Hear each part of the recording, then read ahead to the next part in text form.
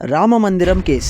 ఇది ఇండియాలోనే రెండవ అతిపెద్ద కేస్. గత 500 ఏండ్ల నుంచి వివాదంలోనే ఉంది. మీకు తెలుసా, ఈ కేసు అనేది కేవలం 40 రోజుల్లో సాల్వ్ అయింది. అది కూడా కొన్ని ఆధారాలు బేస్ చేసుకొని. చివరికి ఆ ఆధారాలు ఏంటి, వాటిని ఎప్పుడైతే కోర్టులో ప్రజెంట్ చేశారో కేవలం 40 రోజుల్లో ఈ కాంట్రవర్షియల్ కేస్ కంప్లీట్ గా సాల్వ్ అయిపోయింది. అండ్ అది కూడా సుప్రీంకోర్టు ఫస్ట్ వారి ప్రతిపాదనలు వినగానే ఎగ్జాక్ట్ గా 14th అక్టోబర్ 2019 రోజున ఈ కేసుని కంక్లూడ్ చేశారు. ఎందుకంటే దీని వెనుక చాలా ఆసక్తికరమైన 2 గట్టి ఆధారాలు దొరికాయి. అండ్ గుర్తుపెట్టుకోండి, ఈ ఆధారాలలో ముఘల్స్ అండ్ బ్రిటిషర్స్ కూడా చెప్పారు మసీదు కింద రామ మందిరం అనేది ఉండేది. సో చివరగా ఈ ఆధారాలను బట్టి రామ మందిరం అయితే నిర్మించారు.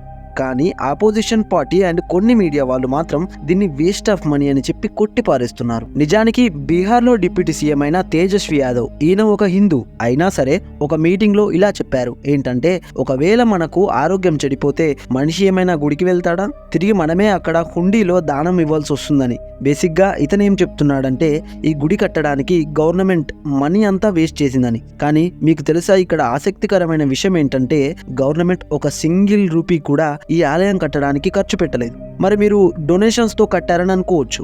కాదు, డొనేషన్స్ తో వచ్చిన సింగిల్ రూపీ కూడా ఇక్కడ ఖర్చు పెట్టలేదు. కానీ చివరికి ఈ ఆలయాన్ని ఎలా నిర్మించారు? రామ మందిరం ట్రస్ట్ వాళ్ళు ఒక సింపుల్ కానీ చాలా ఎఫెక్టివ్ స్ట్రాటజీ యూజ్ చేసింది. దీన్ని ముందు వీడియోలో డిస్కస్ చేద్దాం. అండ్ అందుకే ఈ వీడియోని లైక్ అండ్ సబ్స్క్రైబ్ చేసి ఎండ్ వరకు చూడండి. మీకు రామ మందిరం చరిత్ర అర్థం కావాలంటే మనకు స్టార్టింగ్ నుంచి ఏం జరిగిందో తెలుసుకోవాలి. ఈ 500 ఏండ్ల చరిత్రను నేను కేవలం 5 నిమిషాల్లో చెప్తాను. ఈ స్టోరీ మొత్తం విన్న తర్వాత నేను గ్యారంటీ ఇస్తున్నాను, మీకు ఈ రామ మందిరం కాంట్రవర్సీ మొత్తం అర్థమవుతుంది. మీకు మంచి క్లారిటీ రావడానికి ఈ స్టోరీని 3 భాగాలుగా డివైడ్ చేద్దాం. అందులో ఫస్ట్ వచ్చేసి 1528 నుంచి 1947 ఈ మధ్య కాలంలో రామ మందిరం గురించి ఎలాంటి కాంట్రవర్సీ జరిగిందో చూద్దాం. 1528లో మొఘల్ కింగ్ అయిన బాబర్ అతని సర్వ సైన్యాధ్యక్షుడైన మీర్ బాకీకి అయోధ్యలో ఉన్న రామ మందిరాన్ని కూల్చి అక్కడ ఒక మసీదు కట్టమని ఆర్డర్ వేస్తాడు. అలా రామ మందిరాన్ని కూల్చి కట్టిన మసీదుకి బాబ్రీ మసీద్ అని పేరు పెట్టారు.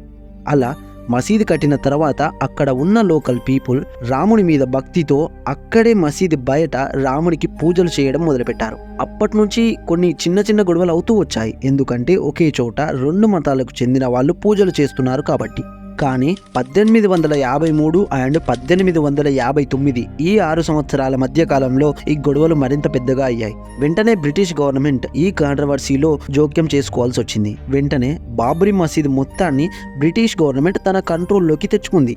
దాని తర్వాత 2 మతాల వారికి ఈ ప్లేస్ ని 2 భాగాలుగా డివైడ్ చేసి ఒక అగ్రిమెంట్ చేపించింది. ఫస్ట్ బాబ్రీ మసీదు ఉన్న ప్లేస్ ని ముస్లిమ్స్కి ఇచ్చింది.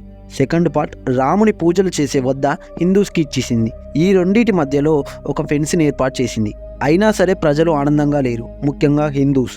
ఎందుకంటే ముస్లిమ్స్ ఏమో హాయిగా లోపల ప్రార్థన చేసుకుంటే హిందూస్ మాత్రం ఓపెన్ ఏరియాలో పూజలు చేయాలా అని మళ్ళీ గొడవలు మొదలయ్యాయి. కానీ స్వాతంత్రం వచ్చిన తర్వాత ఈ కాంట్రవర్సీలో కీలక మార్పులు చోటు చేసుకున్నాయి.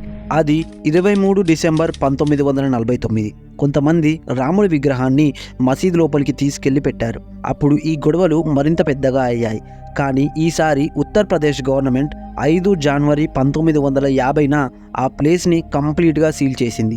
కరెక్ట్గా 12 రోజుల తర్వాత, అంటే 16 జనవరి 1950న మహంత్ రామచంద్ర దాస్ అనే వ్యక్తి ఫైజాబాద్ కోర్టులో కేసు వేస్తాడు. ఎందుకంటే పూజలు చేసుకునే హక్కును కల్పించాలని. ఈ కేసు కోర్టులో నడుస్తుండగానే 1959లో నిర్మోహి అనే వ్యక్తి కోర్టులో కేసు ఫైల్ చేస్తాడు. ఎందుకంటే మా ల్యాండ్ మాకు కల్పించాలని.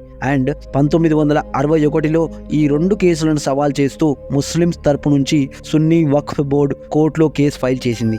వాళ్ళ డిమాండ్ ఏంటంటే, ఈ ల్యాండ్ మాకే చెందాలని.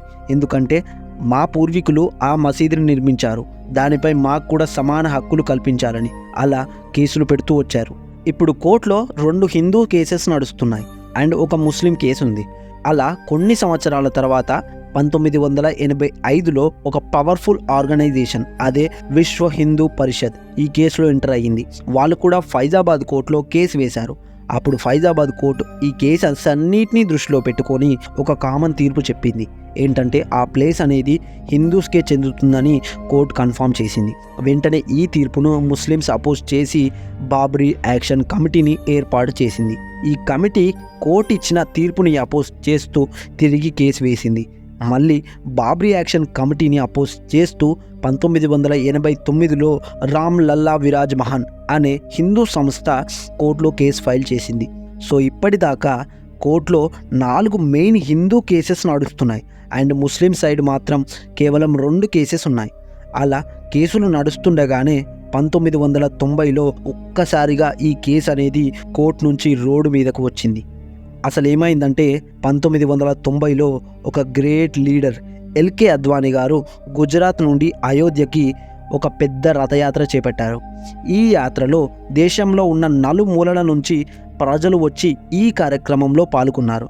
కానీ ఈ యాత్ర అయోధ్య చేరుకోకముందే అక్కడ ఆందోళనకరమైన వాతావరణం చోటు చేసుకుంది. అండ్ ఆ సిచ్యువేషన్ని చూసి 1991లో ఉత్తరప్రదేశ్ గవర్నమెంట్ మసీదు ఉన్న ఏరియాని మొత్తం తన కంట్రోల్లోకి తీసుకొని సీల్ చేసింది. అవును, హిస్టరీలోనే 2వసారి ఈ ల్యాండ్ని సీల్ చేశారు.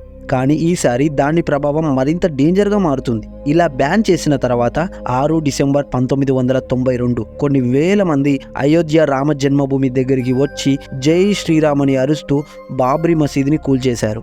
వెంటనే ముస్లిమ్స్కి కోపం వచ్చి 1992లో ముంబైలో బాంబ్ బ్లాస్ట్ చేశారు. అండ్ అందులో దావుద్ ఇబ్రహీం హస్తం ఉంది. ఇంత జరిగిన తర్వాత కూడా ఈ కేసు చల్లారలేదు. ఈ సమయంలోనే 2002లో రామ జన్మభూమి కేసుని ఫైజాబాద్ కోర్టు నుంచి అలహాబాద్ హైకోర్టుకి ట్రాన్స్ఫర్ చేశారు. అక్కడ హైకోర్టులో ఉన్న 3 జడ్జెస్ పురావస్తు శాఖను పిలిచి అక్కడ తవ్వకాలు జరపాలని ఆర్డర్ వేసింది. కొన్ని సంవత్సరాలకు ఆ తవ్వకాలు పూర్తయ్యాయి. ఎవరూ ఊహించినట్టుగా అక్కడ రాముని టెంపుల్ బయటపడింది. అప్పుడు అలహాబాద్ హైకోర్టు ఆ ప్లేస్ ని 3 పార్ట్స్ గా డివైడ్ చేసి హిందూస్ కి ఇచ్చేసింది. ఈ తీర్పుని అపోజ్ చేస్తూ ముస్లిం వాళ్ళు సుప్రీంకోర్టులో పిటిషన్ వేశారు. అప్పుడు సుప్రీంకోర్టు ఆ ల్యాండ్ అనేది హిందూస్కే చెందాలని చెప్పడానికి ముఖ్యంగా అక్కడ కొన్ని ఆధారాలు దొరికాయి. అందులో ఫస్ట్ది గుడి గంట అనేది మసీది పిల్లర్స్కి వేలాడుతూ కనబడింది. రెండవది అక్కడ 12 పిల్లర్స్ పైన మన దేవతా బొమ్మలు చెక్కి ఉన్నాయి. మూడవది మసీదు డోమ్ పైన ఒక తామర పువ్వు ఉంది. నాలుగవది జై శ్రీరామ్ అని మసీద్ ఎంట్రెన్స్లో క్లియర్గా కనబడుతుంది. అదే కాకుండా సుప్రీంకోర్టు విదేశీ పురాణాలను కూడా కన్సిడర్ చేసింది. అందులో William Finch and tiffin taller అనే వాళ్ళు రాసిన బుక్ని కన్సిడర్ చేయగా అక్కడ రామ్ మందిర్ ఉందని తెలిసింది. అలా ఈ ఆధారాలతో 500 సంవత్సరాల కేసు ఖతమయ్యింది. కానీ ఇప్పుడు కొత్త కాంట్రవర్సీ వచ్చింది. ఏంటంటే రామ మందిరాన్ని అపోజిషన్ పార్టీ వాళ్ళు వేస్ట్ ఆఫ్ మనీ అంటున్నారు. కానీ ఇక్కడ ఇంట్రెస్టింగ్ పాయింట్ ఏంటంటే ఈ ఆలయం కట్టడానికి గవర్నమెంట్ నుంచి సింగిల్ రూపీ కూడా రాలేదు అండ్ ప్రజల నుంచి కూడా మనీ రాలేదు. సో ఇక్కడ క్వశ్చన్ ఏంటంటే ఈ ఆలయాన్ని ఎలా కట్టారు? ఒక న్యూస్ రిపోర్ట్ ప్రకారం రామ మందిరం కట్టడానికి మొత్తం 900 కోట్లు ఖర్చు అవుతుందని అంచనా వేశారు. కానీ ప్రజల ద్వారా డొనేషన్ 3600 కోట్లు వచ్చింది.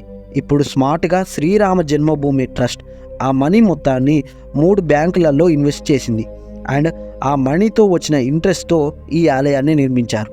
సో ఇప్పుడు కామెంట్ బాక్స్లో చెప్పండి అయోధ్య హిస్టరీ అర్థమయ్యిందో లేదో అని. అండ్ ఈ వీడియో మీకు నచ్చినట్లయితే ఒక లైక్ అండ్ సబ్స్క్రైబ్ చేసుకోండి అండ్ కామెంట్ బాక్స్లో జై శ్రీరామ్ అని టైప్ చేయండి. Thanks for watching.